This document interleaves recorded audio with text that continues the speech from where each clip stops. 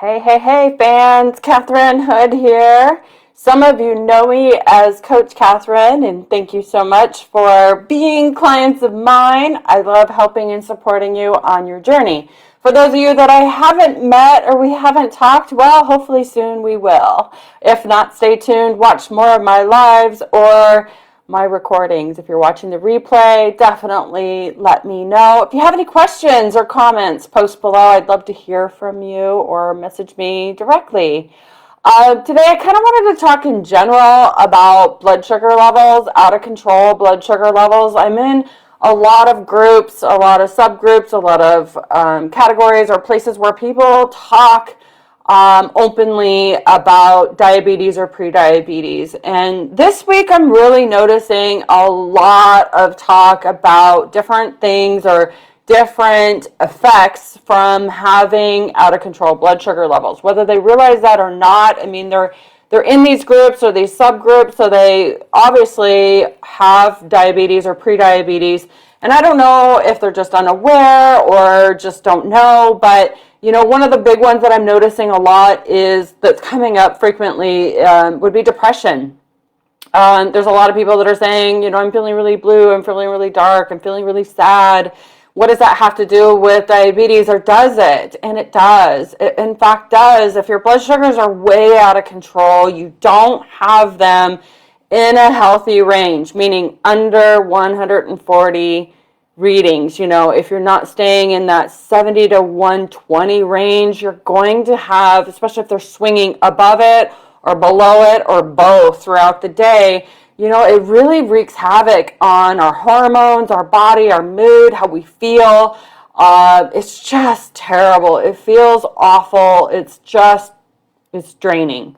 I've been there. I've been in the situation where at 2 o'clock in the day, I just feel like it's midnight. Like my body is just aches. It hurts all over the place. I feel exhausted. I have tunnel vision. I'm tired. I'm grumpy. I'm angry. Like everything just hurts. Everything is more complicated. And reality is we just need to get control of our blood sugar levels. We need to identify what works for our body and what doesn't. You know, we can sit there and read what somebody else eats, but the reality is what they eat might work for their body, but it won't work for your body. We're all unique and we're all different. We're all different. Hormones are different, genders, you know, what foods we have available to us, what foods we like, what foods we're able to cook or even source. So it's so different for every single person.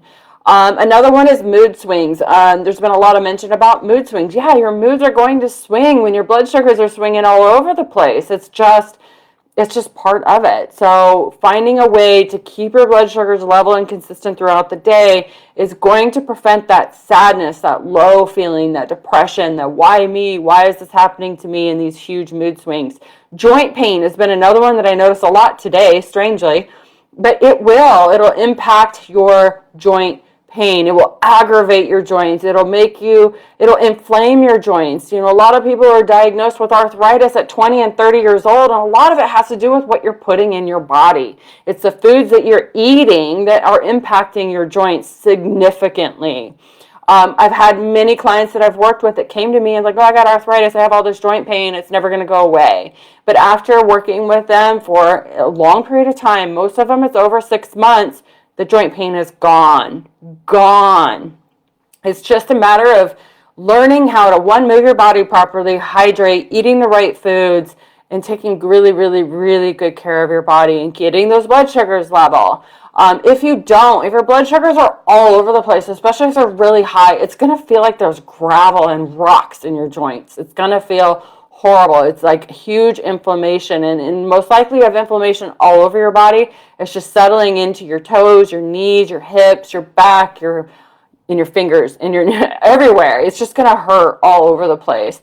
Numbness and tingling in legs and feet, and even hands. I haven't actually seen a lot of that this week. I saw a lot of that last week, but that's really, really common. You know, this is going to be nerve damage, and ultimately, if you keep going in these high readings, it's going to be permanent. And oftentimes, it ends up being into sexual dysfunction as well. Do you really want that? I don't think anybody does. So get control of your blood sugar levels. Feeling tired and low energy, kind of already talked about that, but that just goes hand in hand. You are going to feel exhausted. To me, when my blood sugars were all over the place, I'm telling you, at 2 o'clock, I felt like I'd run a marathon. It felt like it was midnight. I needed to go to bed. I felt exhausted. I felt tired. I didn't want anybody touching me. Like I just hurt all over the place. Tunnel vision, blurry vision, another thing that's really, really common when your blood sugars are out of range. Sores that don't heal fast, that can be in your gums, that can be just a simple paper cut. A lot of the sores that I see and hear about the most frequent are on feet. And that just goes hand in hand with blood sugars that are way out of control. So we've got to get your blood sugars under control. Changes in your skin. I hear a lot about dry skin, especially around your ankles, your feet, your knees, your elbows. This is all signs that your blood sugars are not under control. Yeast infections for women, your pH balance is just way out of whack. It just screws everything up. Digestive problems, a lot of acid reflux, a lot of gas, bloat. All these issues are because what you're putting in your body is screaming at you. Your body is sending all these signals to please put better food in your body. It's screaming to take better care of your body, your health, your stress, your hydration. And I get it. Fast, easy, cheap food is so abundant. It's everywhere. We're advertised to and marketed to 200 to 600 times a day. So I get that, that's kind of the route we go. And I get that, eating healthier is a little bit more expensive, but it's really not. If you really learn how to shop around and budget shop, you can. It may not be those fun, crunchy, salty, fatty, sweet foods, but do you want to live longer? Do you want to feel better? Do you want to have your feet and your legs, and be independent and live on your own longer? Then you really need to get control of this. So really focusing on your hydration, drinking water right when you first get up in the morning and consistently all throughout the day, sleeping 8 hours every single night. Get in a habit of 2 hours before that 8 hours starts to get off your phones, get off your computers, get off of all technology, no computers, no games, no anything technology, and learn how to get control of your mind and get in this habit of slowing down. Writing, journaling, reading, meditating, get control of your thoughts and getting yourself ready for bed, having a good routine.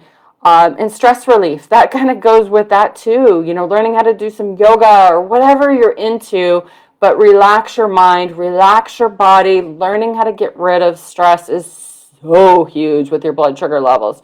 Nutrition, obviously, high quality foods. Eating foods in the produce department, eating foods in the meat department, staying away from animal fat, animal skin, and staying away from foods that have all these labels, in boxes and bags, getting away from all that crap. I'm trying to post more and more information about nutrition on both the groups that I have on Facebook. So hopefully you're in both of them. But, moving your body more too. I'm not saying exercise. I'm not saying go to the gym. I don't have a gym membership, but I move my body every day. I'm intentional.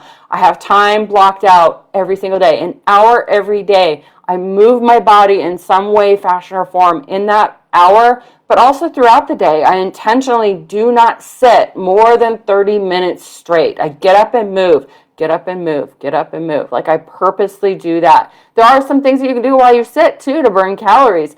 I saw the other day a gal, thought it was a great idea. I have ankle weights. I have 5 pound and 10 pounds. And she just wears her 5 pound ankle weights throughout the day. Like so that burns extra calories. I thought that was a great idea. I haven't personally done that, but I do love my ankle weights. I feel like it's always like going back to the 80s or 90s, but I love it. They're really, really effective. You can do so much with ankle weights. But remember, your blood sugars going over 140 is causing permanent damage every single time. So get to know your body. Learn how your body responds to foods. And, truthfully, push to get a continuous glucose monitor. Hands down.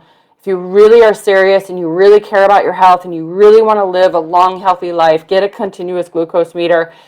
Beg your doctor to prescribe it. Beg to get it. find a way to get it, because that will be a game changer. You will really understand your body, where your highs, your lows are, how your body is affected by what you eat, what you drink, how your environment, even your temperature in your room, in your house, everywhere you go, the environment that you live in has a huge impact on your blood sugar levels. So if you can't get a continuous glucose meter for whatever reason, you need to get a meter and test your blood glucose a lot. Be prepared for that. You want to test it when you're fasting. Which would be first thing in the morning. I'm not an advocate for fasting, FYI, but your fasted blood sugar levels would be first thing in the morning. And also right before you take your first bite, set your timer for an hour and then test it again at an hour and see where the swings are. If you're moving 20 points or more in that hour period before the first bite until after that 1 hour, then there's an issue. You need to make some adjustments. So truthfully, the biggest thing that is a game changer for a lot of my clients is having a lean protein with every single meal and a veggie or a berry. Those are the huge benefits. Those are where my clients are seeing the best numbers. But remembering to keep your protein levels small, like 3 to 6 ounces, that's it. No more than that. Staying away from animal skin, animal fat, loading up on vegetables that are above the ground, but not corn or peas. These are really just real generic rules that seem to work really well with most of my clients. Not all, but most. But again, continuous glucose meter is a game changer if you can get that. Otherwise, just get a journal and really document get really serious about this. Staying hydrated is huge. I have clients that eat perfectly, eat like school book, textbook perfectly, but they dehydrate themselves, meaning they only drink, minimal amount of water a day, and their blood glucose levels are through the roof. Higher stress. I have clients that have high stress jobs, and guess what? Their blood sugars skyrocket before they go to work, and they kind of slowly go down throughout the day, but it is a huge factor. Do you love your job? Is it worth it? Again, over 140, you're causing permanent damage. So you need to evaluate that. But get support, get help, get support from people like me. It's not expensive. It's a way to really get serious and get that help and support you need. But educate yourself. Do you know that if you study something an hour a day, and that could be chopped up however you want to do it, but if you study something for an hour a day, you're an expert after 5 years. You have basically a master's degree in that topic. I don't care what it is. It could be photography or whatever. But truthfully, if you have prediabetes or you're prone to be a diabetic, learn about it. Educate yourself an hour a day. Move more. Learn to move more. Carve out time. Make time. Learn to create a schedule for yourself. I personally love Google Calendar. I love it to the degree that I use it as like my life. If you schedule an appointment with me, it connects you with Google Calendar. I love Google Calendar. I cannot live without it. And 10 years ago, if I would have ran across my future self and knew that, I would make fun of me. But it took a lot of learning. It took a lot of trial and error, but it truthfully is a game changer. So planning out your week, knowing where you're going to work out or move your body more, planning your meals, knowing what you're going to eat at least 24 hours in advance, knowing how your body responds to foods, having water with you all the time, and eating small, frequent meals is really the key. And the other thing, the last thing I want to put out is your thoughts. If you really, truly believe that your thoughts, or if you're thinking like, what's the point? Why should I care? Why should it matter? If those are your thoughts, it's not helpful. If you're thinking that, you need to have 3 helpful thoughts right after that. Like, I really care. I love my body. I love my life. I want to live a long, independent life. So remember, whenever these negative thoughts come up, which they do, I have negative thoughts, and I've trained myself when they bubble up, like, okay, take note of that. Like, listen to what, where that's coming from. And oftentimes it's in a negative light, and I just have to reverse that with 3 positive thoughts, because whatever you're thinking generates a feeling, and your feeling generates an action or a non-action. So if you're thinking, what's the point? Who cares?